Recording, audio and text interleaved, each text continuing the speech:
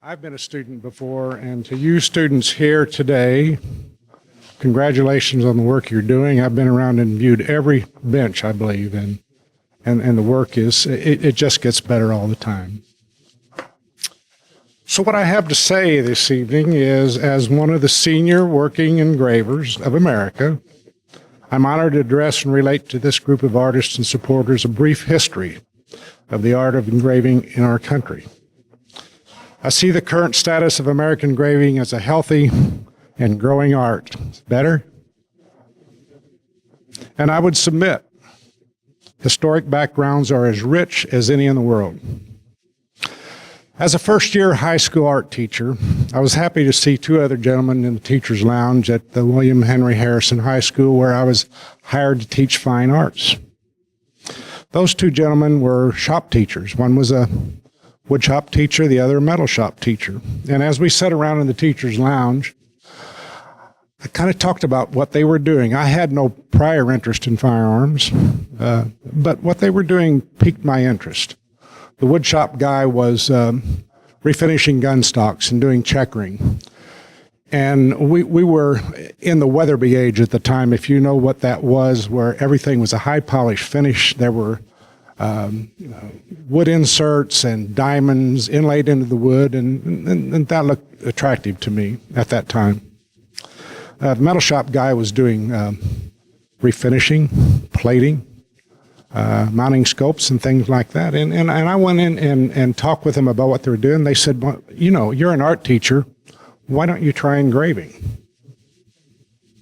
What is that? At that time, after 4 years of college fine arts, I had no idea what engraving was or how it was done.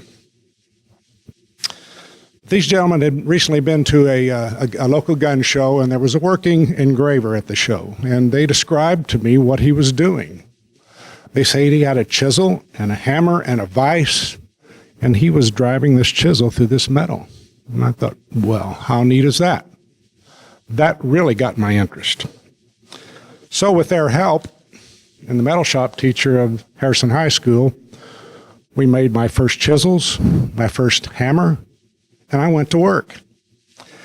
And I worked that way for 10 years before I discovered the first book on firearms engraving, and that was E.C. Prudhomme of Louisiana. There were 186 pages in the book. The last 4 were dedicated to the art of engraving and how engravers worked. That was my first introduction in saying, this is how this stuff is done. Prior to that, I had no idea, could find no resource or discover anything or anybody who would tell me about engraving. Those people did exist, of course, but not in my area. So I was left to hunt and pick through this process all on my own. In regard to Mr. Prudhomme, I don't know if you know who he is or remember his book. I'm sure some of you do. But Jack Prudhomme was a professional wrestler, and I think his name was Jack Hagan in the ring. And his photograph shows a big, heavy head, a square jaw, and cauliflower ears. But as I read through the book, he described what he saw in America as engraving was done by ham-fisted amateurs. That was his expression. Jack was a young soldier at the end of World War II and was serving his time in Germany, and he was befriended by some engravers, and he learned the art. And if you see Jack's work, it's very dramatic, very deep, very well cut, rolling skulls. And in fact, I had a chance to resurrect one of his pieces a few weeks ago. It was a Browning superposed that somebody had inlaid initial in the, that Jack had inlaid an initial into the bottom lifter. Is that what you call that? The lifter, yeah. And I was able to take that out, repair it, put a new initial in there for a client. But the interesting thing, when I took that gun apart, not only had Prudhomme signed that on both sides, but he had left his initials on 8 other places inside that gun. I don't know what that's all about, other than to say he was very proud of that. Then again in 1980, Roger Briley, C. Roger Briley, in his book American Engravers, presented the work of 73 engravers who were actively working at the time. Soon after the book was published, Wallace Beinfeld, who produced the Beinfeld Antique Arms Show in Las Vegas, Nevada, said, Roger, why don't you gather these people together and see if they'll come to Las Vegas. If they do, I'll give them a room outside the hall. They can meet and perhaps form some kind of association or a guild.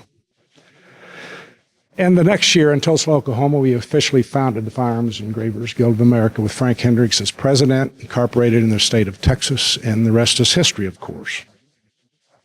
That organization prospers today, and we still meet annually to put on the Firearms Engravers Guild Show. During that intertime, we went through some very difficult processes of calling ourselves what we were. We were afraid of the term master engraver. We couldn't describe it as it existed in Europe and how people were trained through strict guild progressions, but we finally resolved those issues about 3 years ago. Those of us who had already received the Fager professional paper were inured to the Fager Master, and since that time we've brought on 10 new master engravers approved through our process.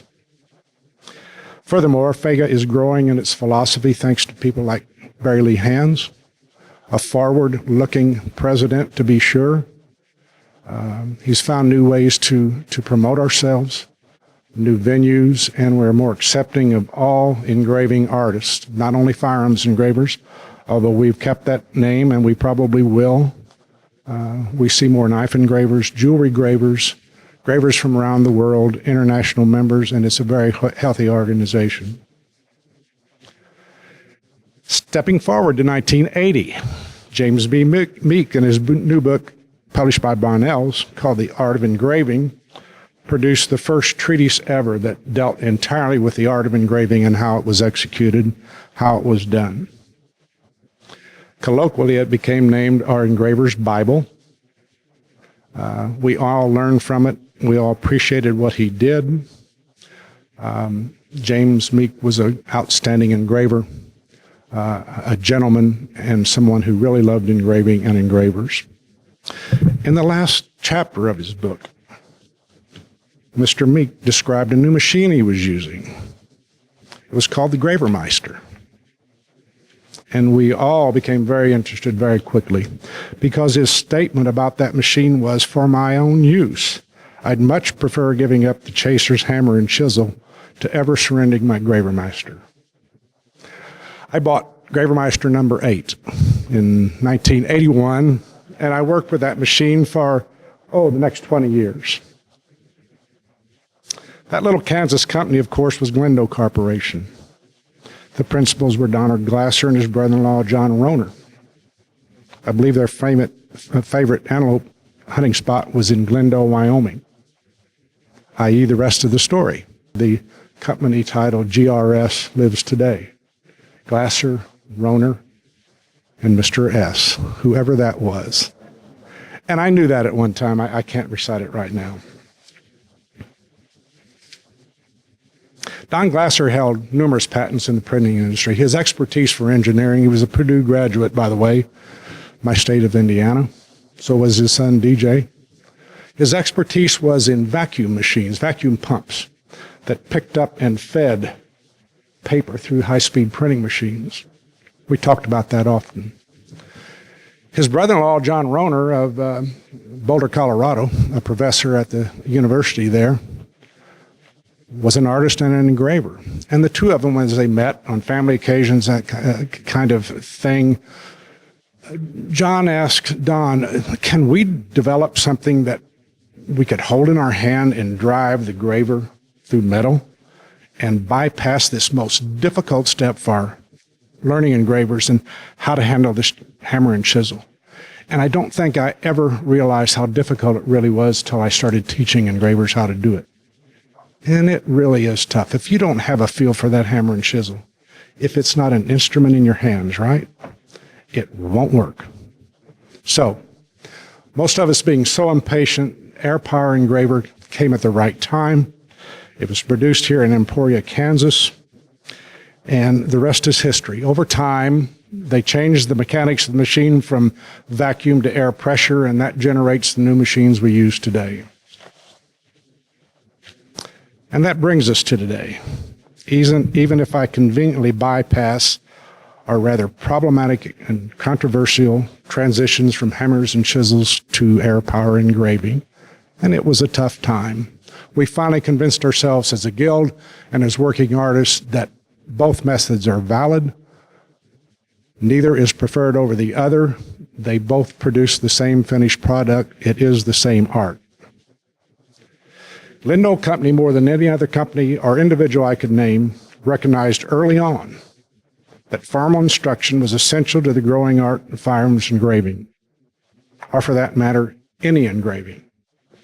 Stone setting, all of the arts that required hands to move instruments through metal, wood, jewelry, ivory, could be done more efficiently with a air-powered engraver.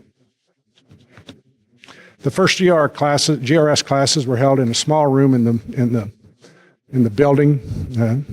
I don't even know where it would be right now. It probably doesn't exist, but it was a room about the size of this stage. The door was here. The instructor was here.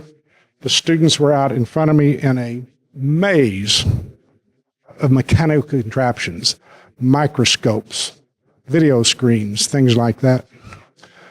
So the instructor never knew when Don Glasser would come into the classroom, and he did it often. He loved to come in and see his machinery at work.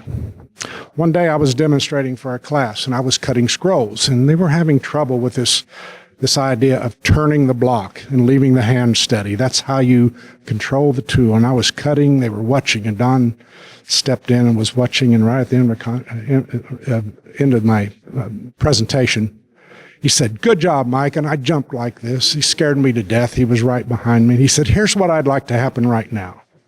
This is the greatest compliment I was ever paid as an engraver." Don said, "You students out there, put your heads down on your desks. Act like you're in the first grade. Don't look. All I want you to do is listen." He said, "Mike, will you cut that scroll again?" So I did, and the students could hear me start, stop, replace my hand, start again. And he said, "That's what I designed that machine to do." Great man. Love that man. Moving forward. As is typical of a week of instruction at GRS, the instructor and company management meet on Wednesdays at lunch to discuss the class in progress, and as well as other assorted housekeeping matters. At such a meeting in 2004, DJ Glasser, company president, was away on business, and I had lunch with Kim Pember. Shortly after being seated, Kim told me of a company vision. The vision was a class called the Grandmasters. I thought, what is this all about? She said, the idea is that we would bring the best of the best to this facility and offer that to working engravers as a Grandmasters class. She asked me, who would your choice be for the first Grandmasters teacher? It didn't take me long. I thought, and I swear there were angels singing in the background when I said, Winston Churchill. The same time I said, Kim, she said, who is he and where does he live? I says, I don't think that will ever happen. He's kind of a reclusive guy, lives up in the mountains of New Hampshire or some state out there that I don't even recognize. He lives on a family estate. He's been to our guild show one time, and he came in one door, passed quickly through the room and went out the other. Everybody was aghast, and he was gone. I said, I don't know what to tell you about him.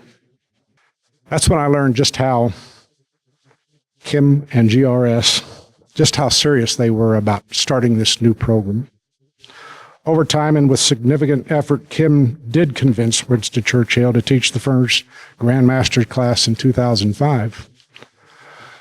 Now, I was probably not the first person Kim ran this by, I guarantee you, but I'll bet you my application hit their mailbox first. Of the 10 seats, Winston only found 9 people he thought were capable of doing the work he was going to introduce. So we all met here for the first time that year. I also enrolled in 4 other Grandmasters classes over the years. My instructors were such notables as Winston Churchill, Ron Smith, our dearly departed Philip Griffney, Elaine Levenberg,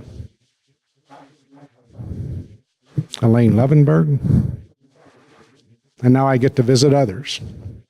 I was not a part of Alexander's class, but I was a working jeweler. I had mounted many stones. I didn't feel it was necessary, but I did have the privilege to teach at Alexander School in downtown Antwerp about 6 years ago or so. There were, I think, 9 students in that class. One was a young lady who was a college student. The other was a working jeweler in Antwerp. The rest were young, virile Russian men, and they were wonderful. We had a little bit of trouble with the language, but Alexander helped out, and we had a great class in a great city, and I really enjoyed being there. They gifted me with one of the Russian nesting dolls when I left, which still sits above my bench. I remember those times very well. Thank you for that.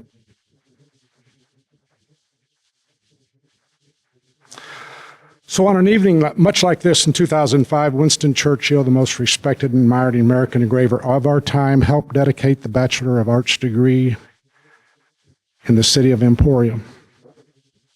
The university had partnered with Glendale Corporation that year to establish a 4-year degree program in engraving arts. Because of these efforts and the associated GRS funds that initiated the program, we now have a small but growing group of degreed graduate engravers in the USA, a distinction you'll find nowhere else in the world.